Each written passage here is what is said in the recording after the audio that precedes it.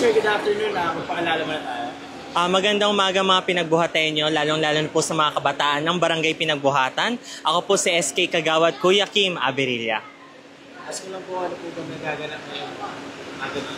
Ngayong araw po kasalukuyan po natin ginagawa ang third job fair activity na pinamagatang Job Caravan para Kaiwan. Ngayon po, in-improve po natin ito para sa mga kabataan, lalong-lalo na po sa mga barangay natin at binuksan po natin ito sa publiko.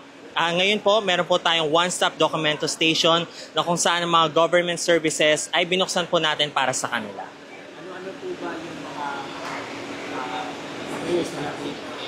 Ilan po yung possible applicants natin?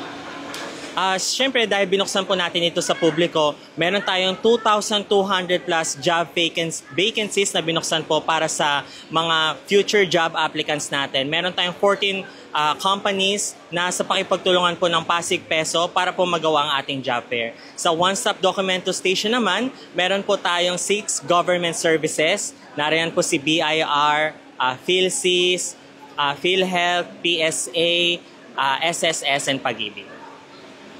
Ay mensahe po pa kayo sa mga umattend na applicants ngayon and hikayatin yung iba pa.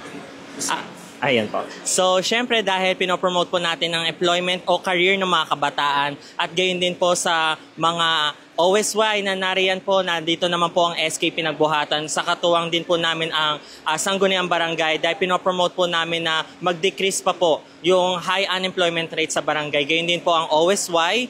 Sana po maging bahagi po kayo ng ganitong klaseng proyekto dahil malaki po ang tulong at gampanin nyo po dito po sa ating barangay. Gayon din po sa ating lungsod Pasig City po.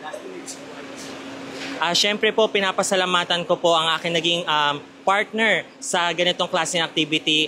Busy po siya ngayon, si Kagawad Ramil Lontok. Gayon din po ang ating punong kapitan na si Kapatid Robin Salandanan. At siyempre po ang aking chairman na si Teacher Casey Costillas, ang ating pong ex-officio Sangguniang Panglungsod member and also our SK Federation President. And also, I would like to thank the Pasig Peso na all throughout, since third job fair activity po natin ito and quarterly ginaganap, nariyan po sila para tulungan po kami. And thankfully, meron po tayong 14 partner companies na nakipagtulungan at mas marami po yung bilang po ng job applicants na pumunta po dito po sa ating job fair activity. Maraming salamat po. Maraming salamat po.